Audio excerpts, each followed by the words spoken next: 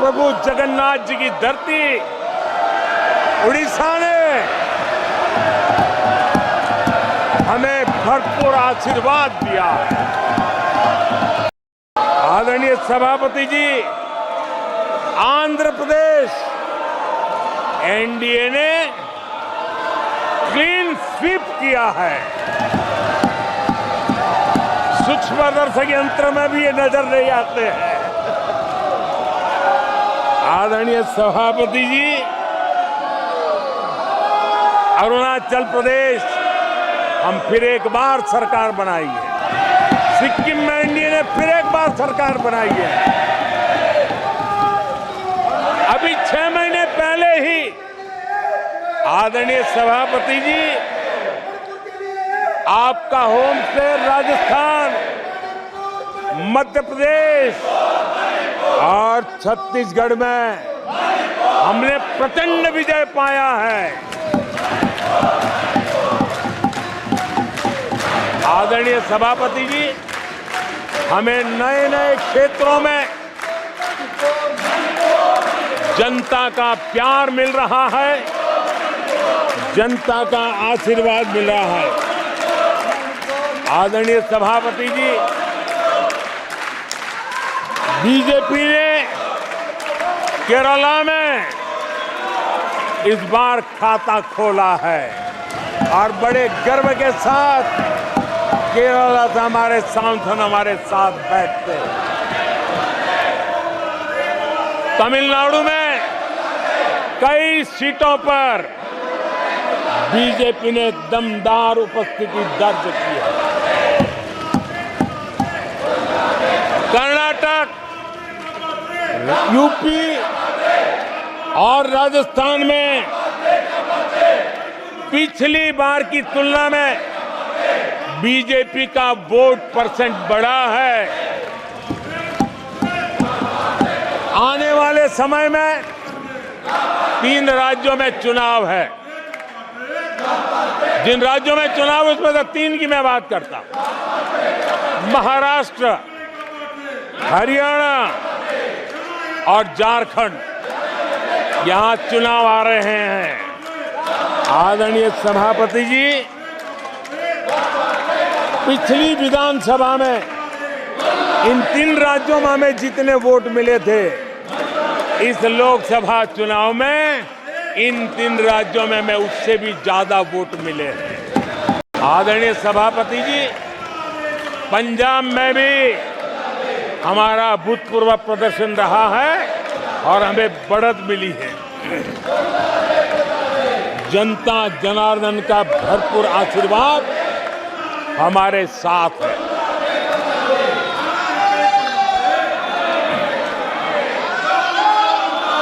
आदरणीय सभापति जी, 24 के चुनाव में कांग्रेस के लिए भी इस देश की जनता ने जनादेश दिया है और इस देश की जनादेश है कि आप वहीं बैठिए,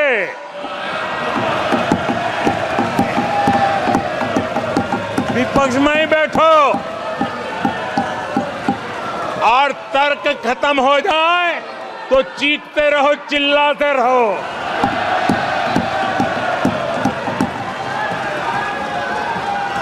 आदरणीय सभापति जी, कांग्रेस के इतिहास का ये पहला मौका है जब लगातार 3 बार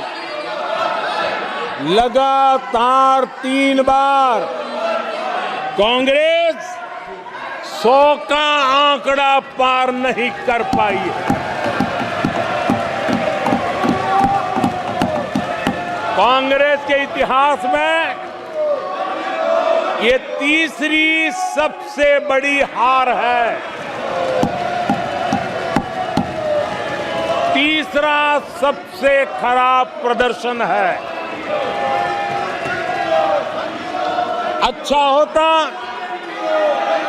कांग्रेस अपनी हार स्वीकार करती, जनता जनार्दन के आदेश को सर आंखों पर चढ़ाती, आत्ममंथन करती, लेकिन ये तो कुछ शीर्षासन करने में लगे हुए हैं।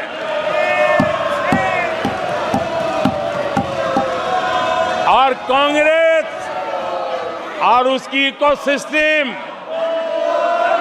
दिन रात बिजली जला करके हिंदुस्तान के नागरिकों के मन में ये प्रस्थापित करने की कोशिश कर रहे हैं कि उन्होंने हमें हरा दिया है। आदरणीय सभापति जी, ऐसा क्यों हो रहा है, मैं जरा अपने सामान्य जीवन के अनुभव से बताता हूं। कोई छोटा बच्चा साइकिल लेके निकला है और अगर वो बच्चा गिर जाता है, साइकिल से लुढ़क जाता है, रोने लगता है, तो कोई बड़ा व्यक्ति आकर के उसके पास पहुंच जाता है और उसको कहता है, देखो चींटी मर गई, देखो चिड़िया उड़ गई, अरे देखो तुम तो बहुत बढ़िया साइकिल चलाते हो, अरे तुम तो गिरे नहीं हो। ऐसा करके उसका जरा मन ठीक करने के लिए प्रयास करते हैं,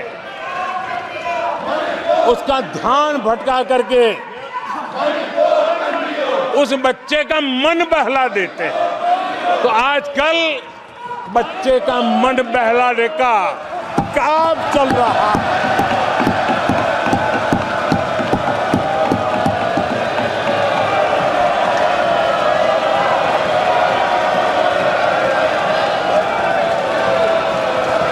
और कांग्रेस के लोग और उनका इकोसिस्टम आजकल ये मन बहलाने का काम कर रहा है। आदरणीय सभापति जी, 1984 उस चुनाव को याद कीजिए। उसके बाद इस देश में 10 लोकसभा के चुनाव हुए, 10 लोकसभा के चुनाव हुए। 84 के बाद 10-10 लोकसभा के चुनाव होने के बावजूद भी कांग्रेस 250 के आंकड़े को छू नहीं पाई है।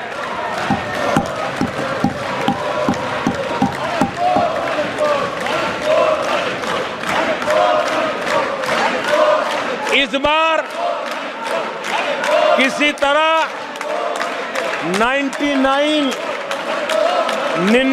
के चक्कर में फंसे गए हैं।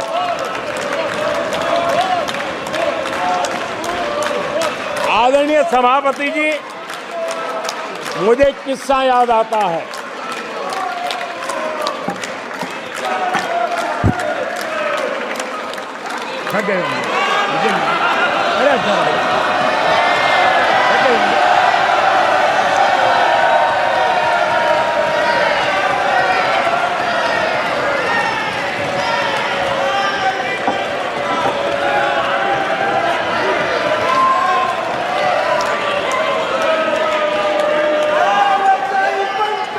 आदरणीय सभापति जी,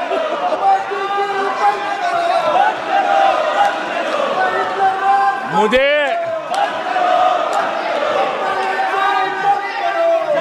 एक किस्सा याद आता है।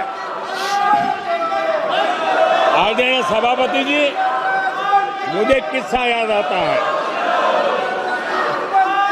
99 मार्क्स लेकर एक बालक घमंड में घूम रहा था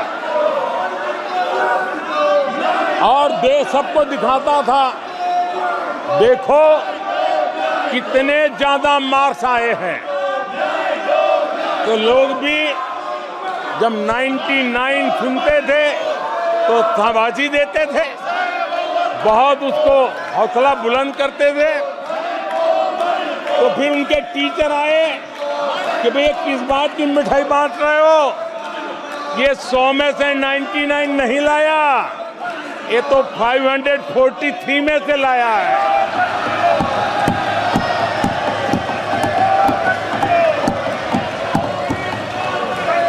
अब उस बालक बुद्धि को